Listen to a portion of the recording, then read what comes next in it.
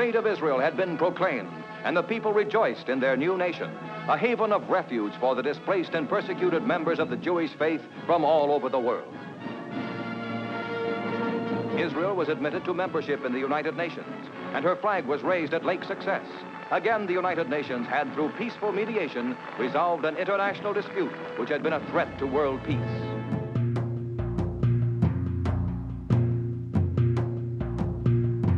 Herzl was writing his ideas about Zionism in the late 19th century. And the backdrop to his books and vision is the rise of anti-Semitism in Central and Eastern Europe, on the one hand, and his own frustration from not being fully assimilated into Western European culture. And his solution was to create, instead of a German romantic national movement, where the Jews would not be accepted, he understood that, to create a Jewish romantic national movement. You cannot say it was a monolithic thing. There were different reactions. The richer Jews, that were the Western Jews, mostly they were opposed to the idea of Zionism because they were well assimilated in their own countries. They were well rooted there, and they considered that bringing up such a subject was very dangerous because it meant that they are not citizens of these countries anymore, that they have to go somewhere else. But the Dreyfus affair was the one that shocked them, and they started to feel that no matter what we do, no matter how assimilated we get, we are still rejected, we are still not accepted, so we have to find our own place, our own country to go to. Les vrais juifs, c'est-à-dire les vrais judaïsmes, les vraies institutions, organisations des masses, étaient contre le zionisme. Entre les 80 grands rabbins de l'Allemagne, 78 signent qu'il ne veut pas qu'un congrès sioniste anti-juif se déroule sur la terre allemande. Le pauvre Herzl a dû remplacer le congrès dans un casino à Bâle. Avec tout le respect, un casino à Bâle, c'est comment c'est un casino à Bâle? They had different ideas. They didn't choose Palestine immediately. They thought about places like Uganda, Argentina, the United States, Azerbaijan. But we also have to understand that they were pushed by Christian Zionists not to give up on Palestine. And these were very powerful evangelical people, both in the United States, especially in Britain, who really wanted to see the return of the Jews to Palestine. Pioneers and refugees from countries of the oppression, where Jews are free to be anything but Jews, young and old, they are going now to a land which accepts them as its own and not merely as strangers to be tolerated. They will drill wells and bring the hidden water, the most precious treasure, out of the depths of the earth. Ça nous ramène au fond dans l'univers mythologique judéo-chrétien à des images très fortes qui parlent à tout le monde, en tout cas en Europe et en Amérique du Nord, à savoir le fait qu'on oppose un juif agriculteur sédentaire à un arabe nomade, tribal, etc. Et donc on oppose le monde civilisé à la barbarie et au monde primitif. Et ça ramène au stéréotype de Abel et Caïn, Abel l'agriculteur sédentaire et Caïn le nomade qui par ailleurs va tuer justement Abel. The Christian Zionist evangelical dogma is very clear. It believes that the return of the Jews to Palestine signifies the end of time, the second coming of the Messiah, the resurrection of the dead. So for them, the return of the Jews is the first indication that God's will is going to be implemented finally. And in this respect, they always wanted the Jews to come back, or allegedly come back, to an ancient homeland where supposedly the Jews used to live as a nation, even had a state, which of course is all fabrication of history, but that doesn't matter because all national movements fabricate their history. So in this respect, Zionism was not unique. This is the land which God promised to Abraham.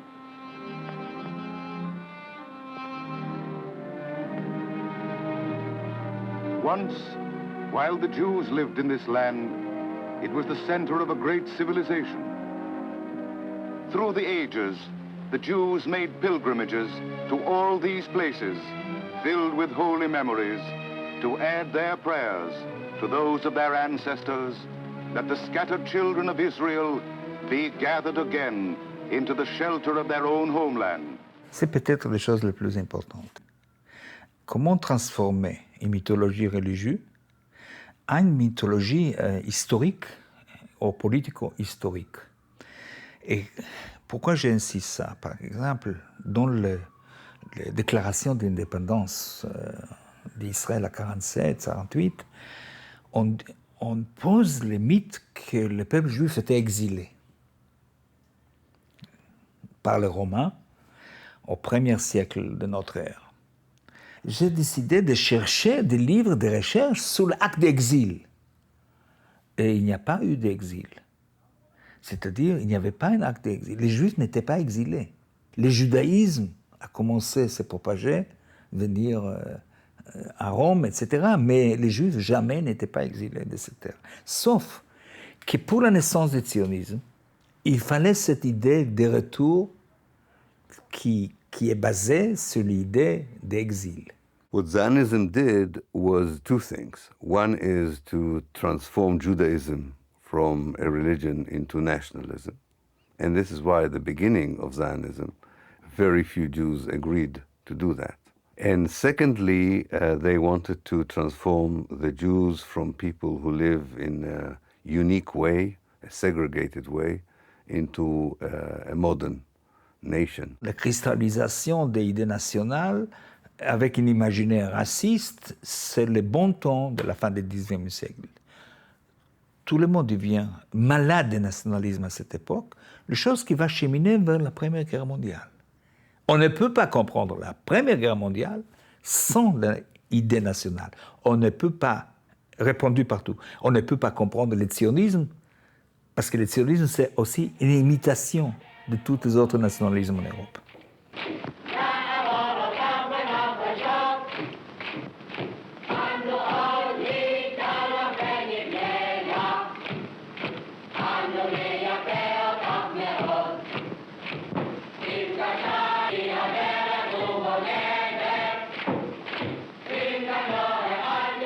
Well, Zionism was going to remain a dream until it gained the support of a great power. And in that sense, the first support came from great financial power. One thinks about the support that the Montefiore's or the Rothschilds gave for the early Aliyot between 1882 and the outbreak of the First World War to sustain a colonization scheme and to encourage the settlement of Jews, mostly from Eastern Europe or from Russia, within the frontiers of what was still an Ottoman territory in Palestine. That support was good for bringing Jews to Palestine, but not in sufficient numbers to give them a critical demographic mass. For that, you really needed to have the support of a large political power. The headquarters of the Zionist movement during the First World War was in Berlin. But because of the war, the leaders of the Zionist movement decided, rightly, they were always very good in anticipating big events. They had a feeling that Germany is going to lose. So they transferred the headquarters from Germany to London. And a new figure became very important in the Zionist movement, Chaim Weizmann, who was a kind of a war hero in Britain because he invented the TNT and helped Britain to win the war in a way. So he became very influential. And his friends in the Zionist movement made it very clear that the Zionist movement would look for Britain as the superpower that would help implement the Zionist ideology. Pendant la Première Guerre mondiale, la Grande-Bretagne et ses alliés vont se retrouver confrontés à différents terrains de bataille, notamment la péninsule arabique, le Proche-Orient.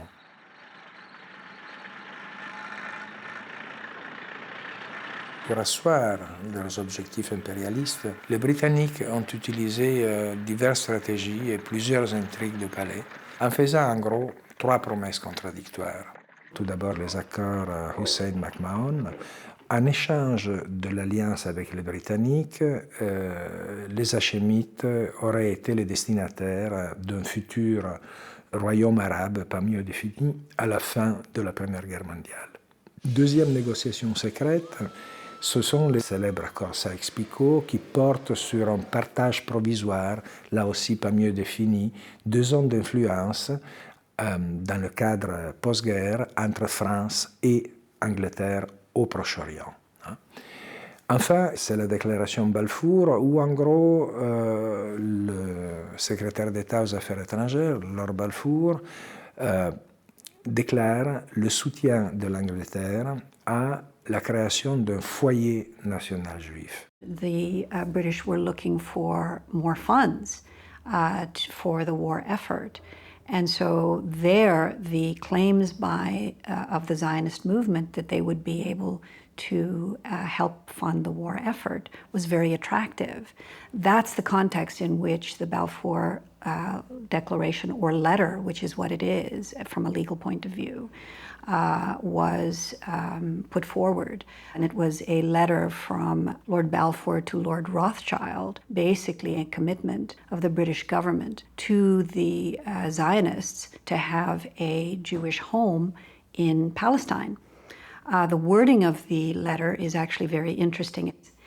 The letter gives Britain's support for a Jewish home in Palestine, not a Jewish homeland. That it's one thing to allow immigration of Jews into Palestine, and it's a quite different proposition to create a country for those immigrants at the expense of the native populations.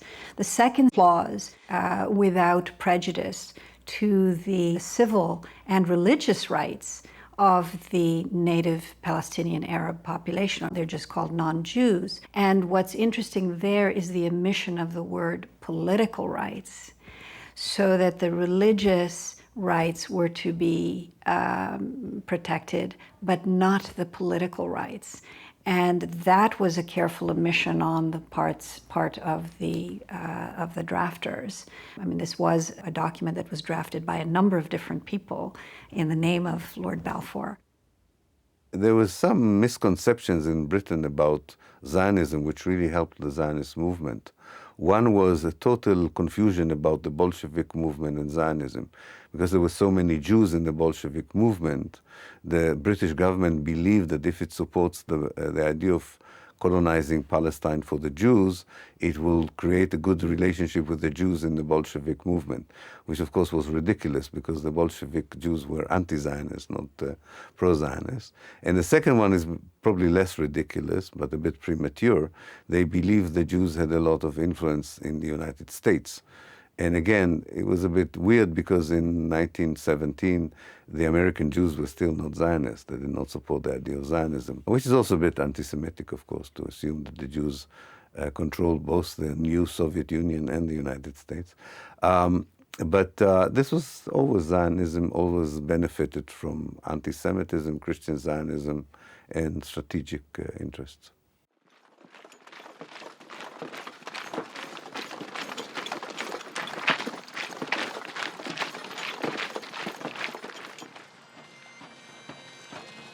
It's not a coincidence that the final British breakthrough on the Ottoman lines in southern Palestine, that it's precisely at that moment that they articulate a new policy towards Palestine, recognizing a Jewish national home. It looks as though Britain was promising Palestine to the Zionist movement. Instead, it was the British taking advantage of the Zionist movement to take Palestine for themselves, make it a low-cost colony for the British, and give the British a kind of chain of command that would link Egypt, Palestine, Iraq, and the Persian Gulf to the Indian Ocean world. Maintenant, les choses importantes, que les autres pays puissances impérialistes ou colonialistes appuient ça pour avoir justement un place, c'est-à-dire changer le Proche-Orient. C'est-à-dire, il faut réfléchir dans l'imaginaire de quelqu'un à 17, que voilà, le Proche-Orient va devenir une terre dans les mains des Occidentaux. Sur le plan juridique, la déclaration n'engage que la Grande-Bretagne.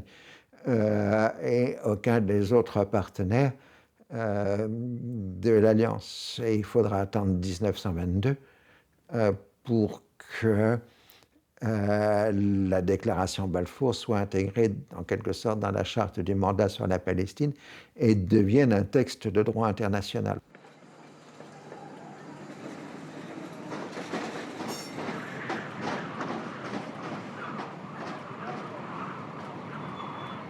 À la fin de la Première Guerre mondiale, la création de la Société des Nations est un grand projet d'espoir et de volonté de promouvoir la paix. La Société des Nations contient au moins deux nouveautés très importantes. La première porte sur la question de la transparence et donc contrer au niveau des traités et des accords internationaux la pratique qui avait prévalu jusque-là. Le deuxième élément très important est la question de l'autodétermination des peuples libres. Et cela ne sera pas sans conséquence, notamment sur le développement du mandat britannique en Palestine et de son issue. Britain and France became the new rulers of the Middle East after the defeat of the Ottoman Empire. And they wanted to divide between themselves the Ottoman provinces of the Arab world. There were two issues for them. One, there was an Arab national movement that wanted to create a united Arab republic all over the Arab world. And this is something Britain and France could not allow. They were afraid of a united Arab force. And they had a problem with the Americans until Wilson disappeared, that the Americans demanded that the right of self-determination for people would be respected. So they find a compromise, the mandate system. They convinced the Americans and some local Arab leaders that it would be better to divide the Arab world into states rather than to have one united Arab republic. So they forced upon them a map, a new map, the map more or less that we know today, of Syria, Iraq, Jordan, and so on. Mandates were, as framed by the League of Nations, meant to be projects of limited duration. But as conceived by the imperial powers, they were meant to be a part of the extension of the imperial network through a new form of imperialism, a new notion of colonialism.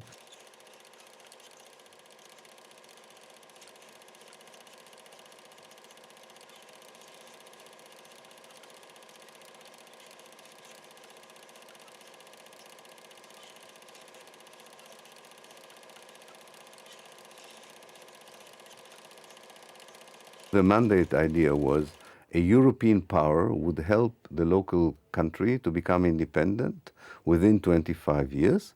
And after 25 years, there will be democratic elections, and the people would decide what kind of a state they want. Now, if you take the Balfour Declaration out of the charter, it means that the people of Palestine, after 25 years, had the right to decide what kind of a Palestine they would have. The Jews in 1917 were 10% of the population, so it's very clear what a democratic choice of the people of Palestine would be.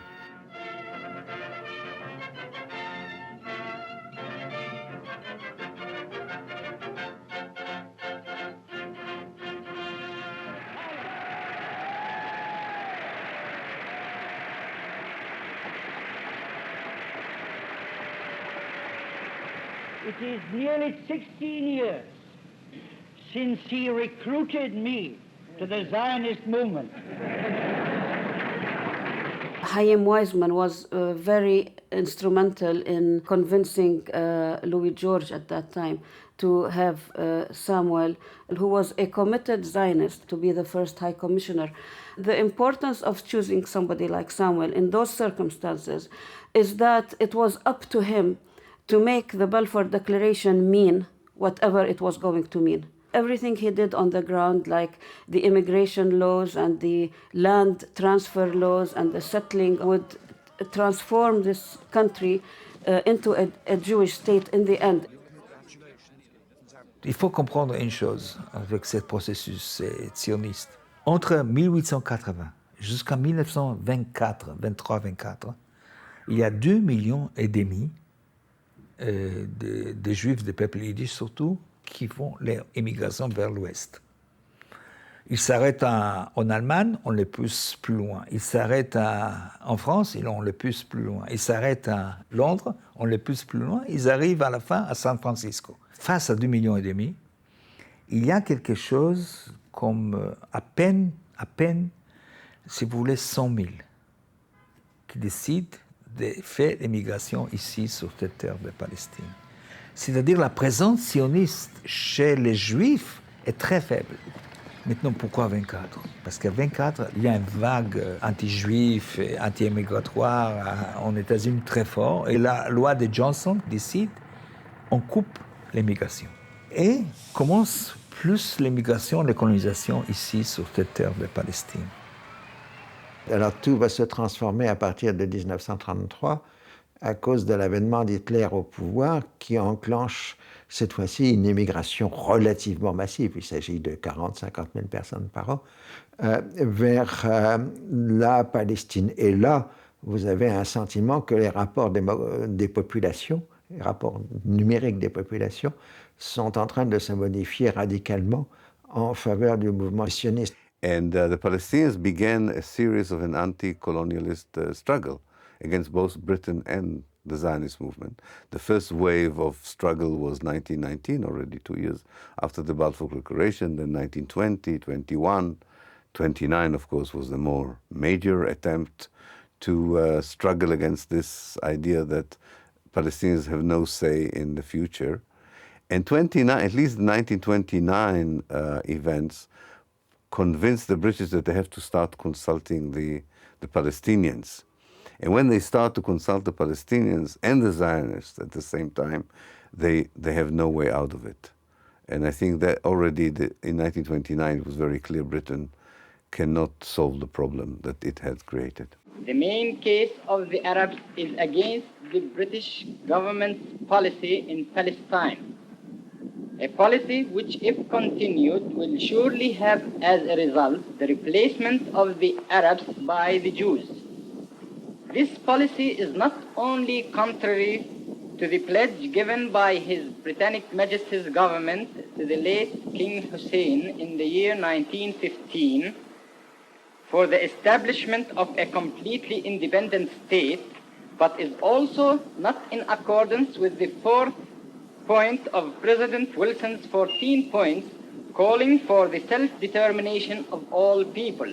The Arabs, who decided on a general and a complete strike until the total and immediate stoppage of Jewish emigration is brought about and until the government introduces an essential change in its present policy.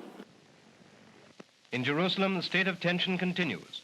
Terrorism has caused a number of deaths already, and at Arab meetings, agitators whip up the old race animosity. British police search wayfarers for arms. Under police protection, Jewish families are moved from the old quarters of Jerusalem to districts where they are less likely to be molested. And the British soldier in his tin hat helps too.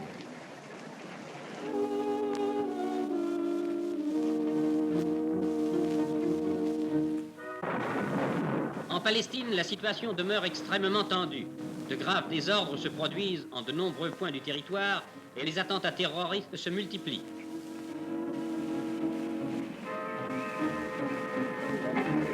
Envoyés d'urgence pour rétablir l'ordre, de nouvelles forces de police anglaises débarquent à Jaffa. Devant la nécessité de mettre un terme à l'activité sanglante des rebelles, l'autorité anglaise s'est vue contrainte d'adopter des mesures énergiques. The result was disastrous for the Palestinians because most of their leaders were killed by the British or exiled. And when 48 would come, they would be without proper leadership. From a Zionist perspective, they understood that if they want to take Palestine, they have to do it by force, and they will have to transfer the Palestinians. This is the time when the leader of the Zionist movement, David Ben-Gurion, talks openly about the need to expel the Palestinians if you want to create a Jewish state. And for that, you need military force. Questions have been asked in Parliament about the arming of Jewish supernumeraries. Well, here is a detachment of men who have been trained to reinforce the military in the protection of their homes. Trenches have been dug around the Jewish colonies. Police and supernumeraries are ready to man them at a moment's notice. Arabs convicted of crimes or offences against authority are kept in concentration camps behind barbed wire. Strictly guarded, they are put to breaking stones for road making. In the unhappy state of Palestine, these camps are inevitable. After the abandonment of rebellion, justice may be tempered with mercy. En 1938, 15 à 20% de l'armée britannique dans le monde se trouve en Palestine pour écraser la révolte palestinienne. C'est-à-dire qu'au moment de Munich, un soldat britannique sur 5 se trouve en Palestine, ce qui est tout à fait inacceptable. Et à partir du moment où on s'oriente vers une guerre en Europe, les Britanniques gèlent la situation en Palestine par le livre blanc de 1939 qui limite et puis interdit l'immigration juive en Palestine.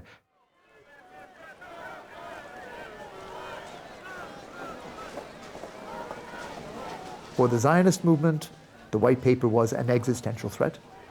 Ben-Gurion, recognizing that Britain was facing up against a future conflict with the Nazis, promised to support the British war against the Nazis as if there was no white paper. But he promised the Zionist movement he would fight the white paper as if there were no war against the Nazis. More radical members of the Jewish community in Palestine took this as a soft line by Ben-Gurion.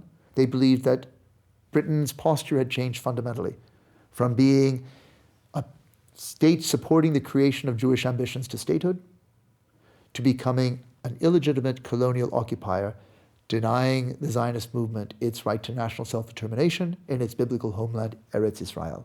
And this is where we see the break-off of the Stern Gang or the Etzel, the Lehi movements, which advocated using terror tactics to drive the British out of Palestine as an illegitimate colonial occupier. These underground terrorist organizations were, of course, an offshoot of the Haganah. That was itself another underground military organization. It was the nucleus of the later Israeli army. Among their leaders were somebody like Shamir, who later became prime minister, and Begin, and they were wanted by the British army as terrorists. They were the extreme right-wing factions of the Zionist organizations who belonged to the faction of Jabotinsky, who believed in the end that there was no place for Arabs and Jews, because they could see, everybody could see with their own eyes that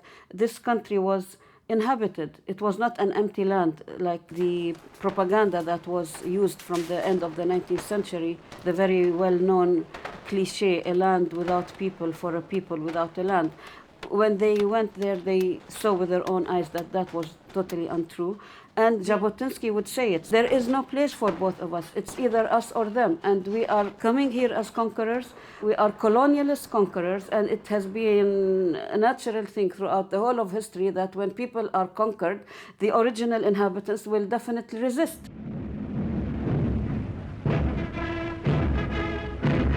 La liberté de la Méditerranée est indispensable à la sécurité des routes maritimes qui relient la Grande-Bretagne à son empire colonial.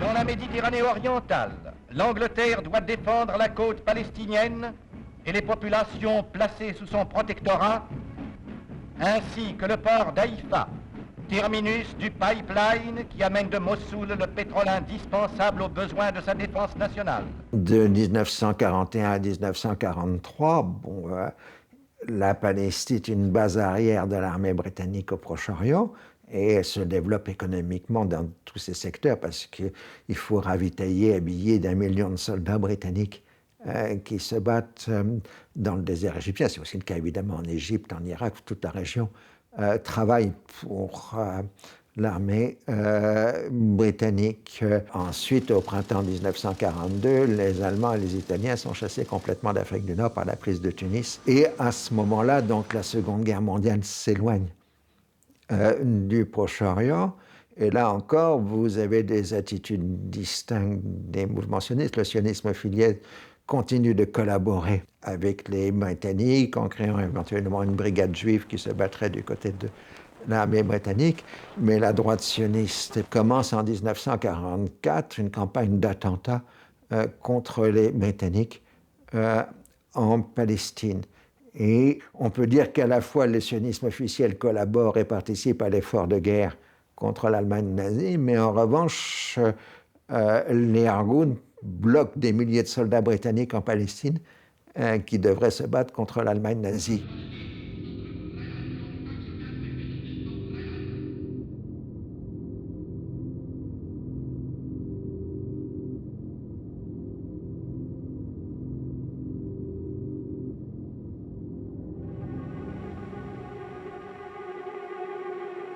It was in the spring of 1945, but we'll never forget it. We saw liberty. It was the doors opening up for the first time in many years. You heard those voices in a dozen different languages saying, "We have waited so long for you to come."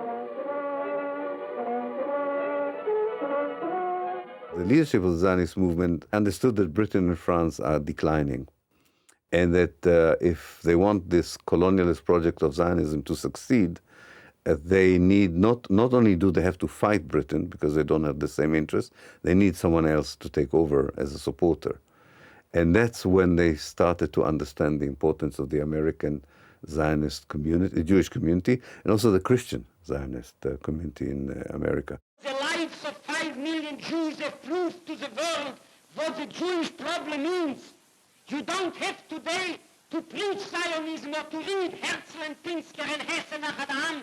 You just have to say 5 million Jews massacred in Europe because of the homelessness of the Jewish people. We have certainly the right to demand that the world shouldn't wait for a second lesson of this kind till it will implement the principle which was recognized even formally and internationally to give Palestine to the Jewish people as a real national home. L'Irgun ne désarme pas. Voici les vues prises 7 minutes après l'attentat qui, au Goldsmith de Jérusalem, coûta la vie à une trentaine de Britanniques. Devant la recrudescence des attentats de toutes sortes, 48 en un mois, les autorités britanniques ont décrété la loi martiale dans les 5 parties les plus populeuses de la Palestine juive. Mr. Ben Gurion's house in Tel Aviv was the scene of the recent meeting of the Jewish Agency Executive. Among the leaders of official Zionism, Dr. Moshe Sneh, formerly chief of the Haganah, and Mrs. Golda Meyerson, head of the political bureau. Mr. Ben Gurion, chairman of the executive, leads them into his study for the meeting.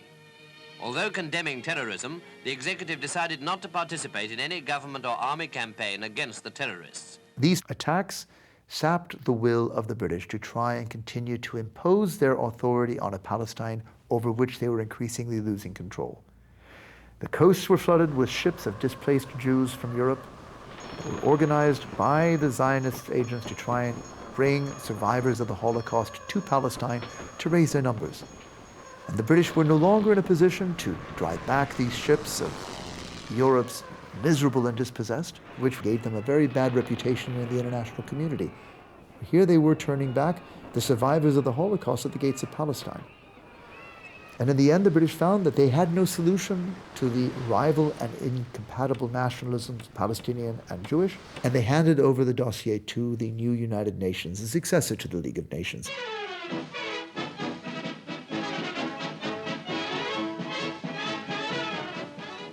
The League of Nations comes to an end. Formed after the First World War to preserve world peace, it failed to prevent the Second World War. Veteran Paul Boncourt of France and 83-year-old British Lord Cecil, who helped to draft the covenant of the League as the former world organization votes itself out of existence, placing its hope in the United Nations. La toute nouvelle organisation des Nations Unies va s'emparer du problème de la Palestine. L'UNSCOP va faire 2 propositions. La première, celle d'un seul État, un État fédéral, composé de plusieurs cantons, notamment des cantons arabes, palestiniens et juifs. Proposition qui ne retiendra pas la majorité des votes, alors que la deuxième proposition est présentée comme la solution, votée à une majorité, qui sera justement la création de 2 États, à savoir un État palestinien et un État juif sur une majorité du territoire de la Palestine historique et 1% de ce territoire consacré à Jérusalem et sa conurbation avec Bethléem sous un statut international. What is interesting about this report, which they decided to take to the General Assembly and to adopt it as a peace plan, that first of all, and I think that's the most important fact about it, they knew that this was totally rejected by the Palestinians and the Arab world, and they didn't care. They said, we'll go on with the peace plan, although the major party is against it, which the United Nations will never do again. It will never do such a stupid thing again. But they want, this was the power of America that definitely in that year was particularly pro-Zionist. The United States delegation supports the basic principles of the unanimous recommendations and the majority plan which provides for partition and immigration. We refer to assistance through the United Nations in meeting economic and financial problems and the problem of internal law and order during the transition period. If it hadn't been for the political lobbying and the delay of the vote, it's not at all clear that the partition proposal would have won over the binational federal state.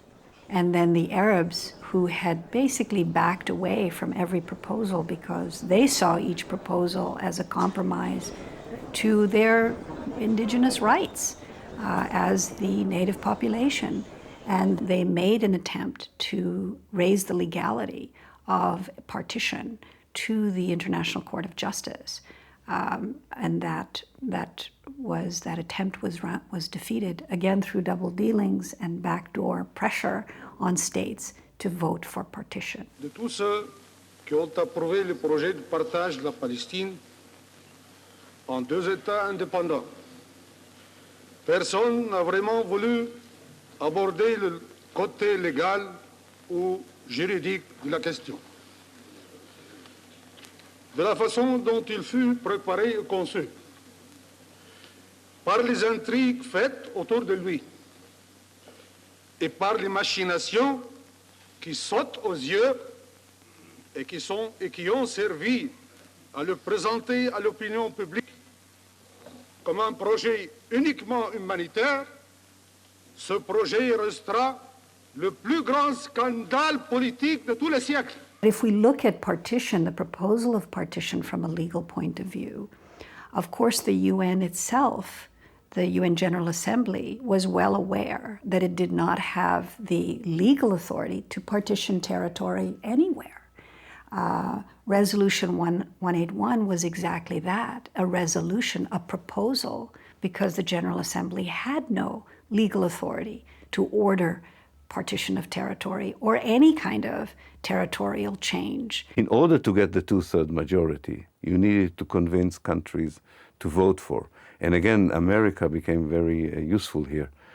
For instance, Liberia, which was the only African independent country, was promised a lot of money from the United States in order to vote for the partition plan. And the Americans exerted similar pressure on countries in Central America and South America. Remember, these are the days when the United States has a lot of influence in Central and South America.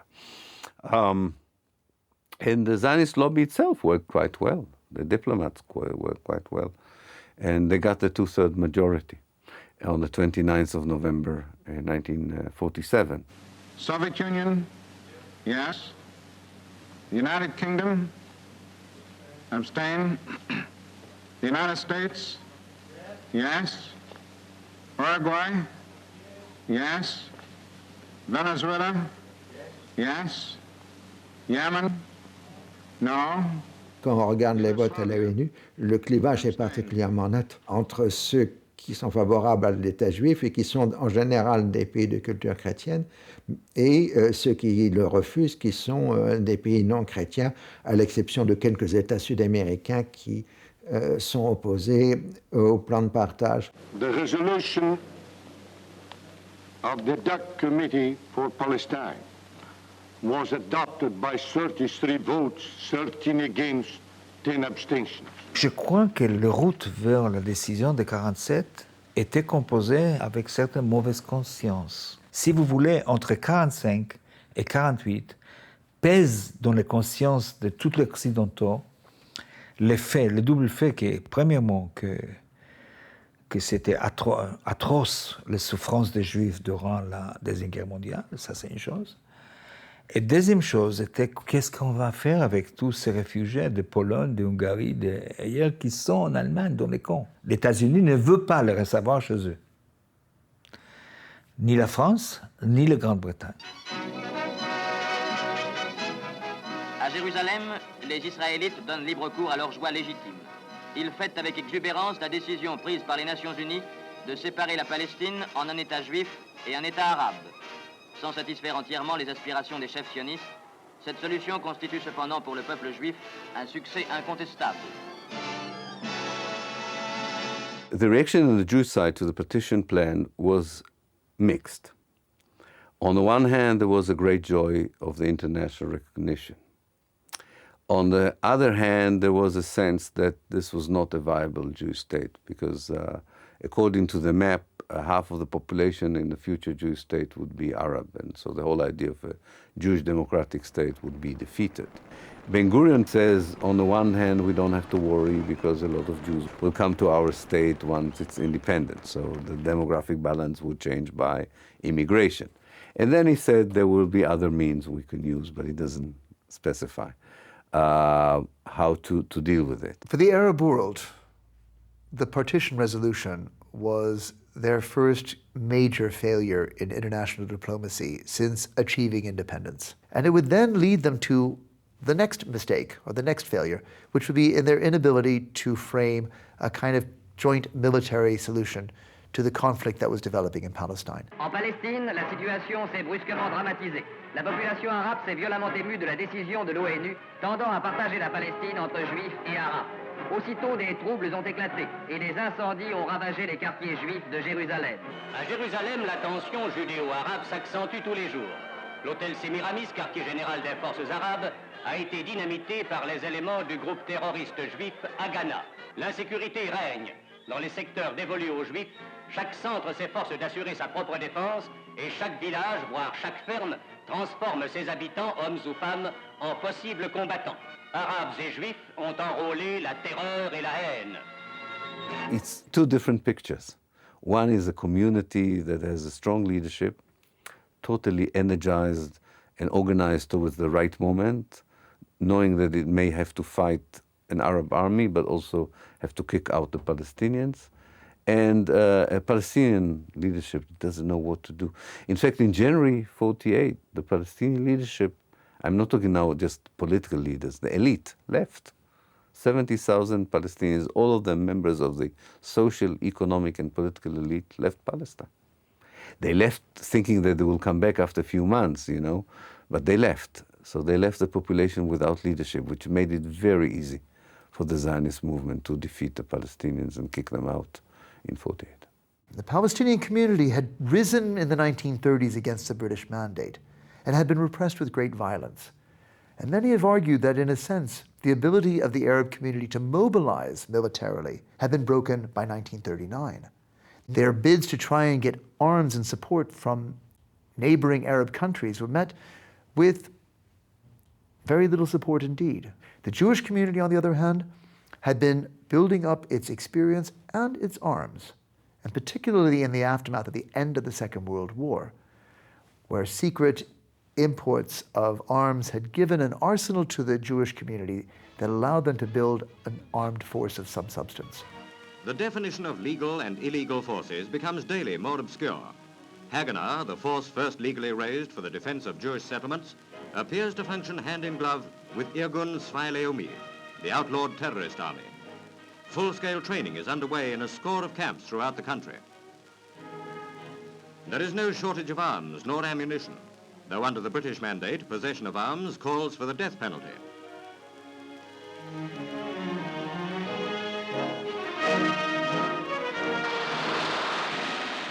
The way the boundaries were drawn of the Arab and Jewish state were fraught with problems from the outset. The boundaries didn't really reflect homogeneous demographic communities. There were large numbers of Arab living within the territory allocated to the Jewish state. There were some Jewish communities living within territories allocated to the Arab state. In that sense, the only way you could really achieve a kind of partition that had homogeneity would be through the forced depopulation of alien communities from the territory of the new states. And it comes far closer to the modern concept of ethnic cleansing, the idea that through force of arms, you will depopulate those who do not conform to your ethnicity or your community and make them live outside the boundaries of their own home and homeland. Vous avez des myriades d'événements, des situations très différentes selon les régions et selon les moments en Palestine. D'où la difficulté d'énoncer s'il y a eu politique coordonnée d'expulsion.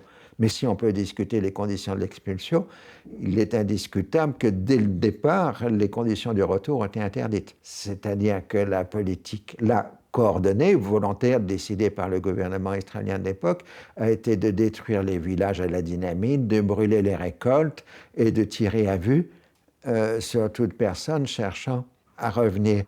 Out of the 650 villages that were in what became Israel, only 150 villages remained. So about 500 were expelled.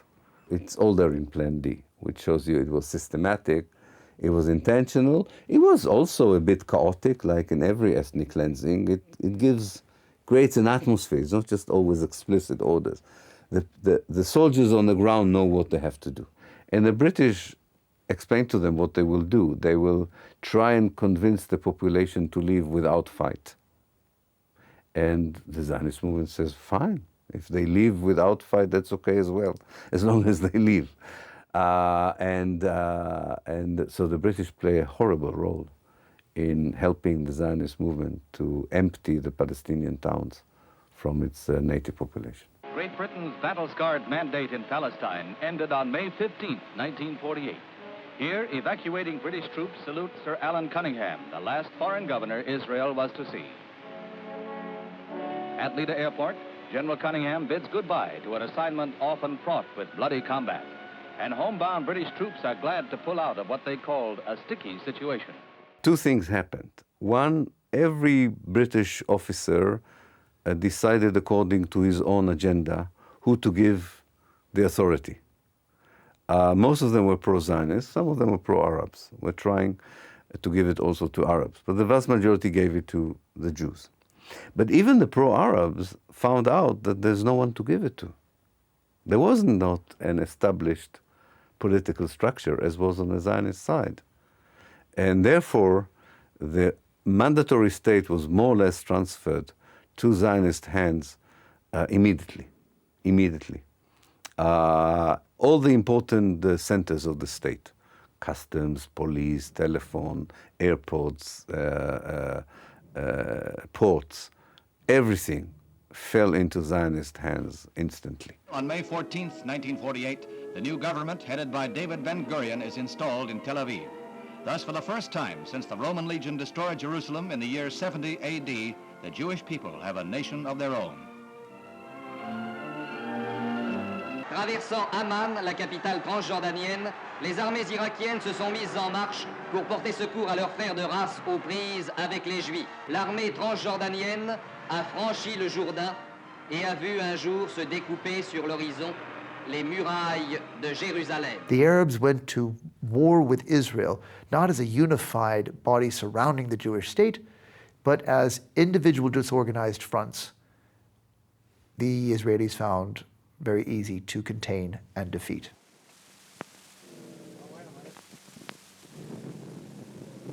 I have come back to the United States with a message to the United States Jews and to all Americans who are interested in peace, and more specifically in peace in the Holy Land. We are convinced that if, for instance, the United States were to lift the embargo and the Jews got all the arms that are necessary for them, this war will end very quickly. The army that could have really tipped the balance against the Jewish state was the Jordanian army, because it was the only Arab army that had military experience in the Second World War. It was run by British officers, so they had, and it was quite well equipped in a way. But the Jordanians had a secret agreement with the Jewish leadership that in return for not interfering properly in Palestine, they would be allowed to annex parts of Palestine to Jordan. En Palestine, les combats ont repris entre troupes arabes et juives. Malgré l'intervention de l'aviation égyptienne, les forces israéliennes ont réussi à occuper les principaux points d'appui du désert de Negev dans le sud de la Palestine, et notamment celui de Beersheba sur la route d'Égypte et de Jérusalem. Une nouvelle fois, les spectacles pitoyables de la guerre se retrouvent sur cette terre qui fut pourtant le centre de la grande espérance des hommes. Et le monde cherche en vain une solution raisonnable aux problèmes palestiniens.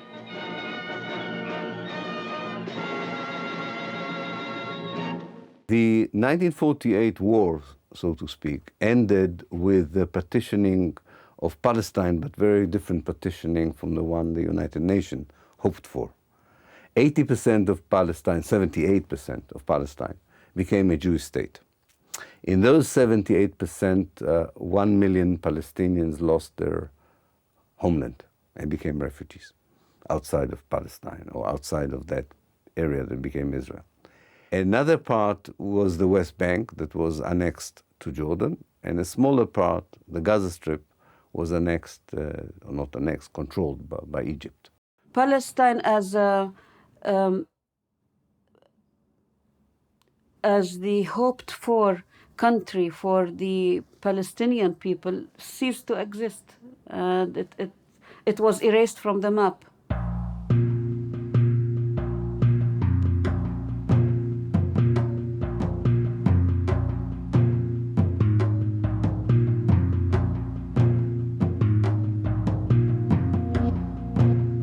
C'est à travers l'écriture de l'histoire de cette guerre et de ses conséquences, mais aussi des mémoires que l'histoire officielle a souvent écartées, qu'il faudra trouver un terrain d'entente. Une partie de la résolution du conflit passe par la négociation de ce rapport au passé, de cette histoire et de ces mémoires, un savant dosage qui doit faire la part entre ce qu'il faut rappeler et ce qu'il faut oublier.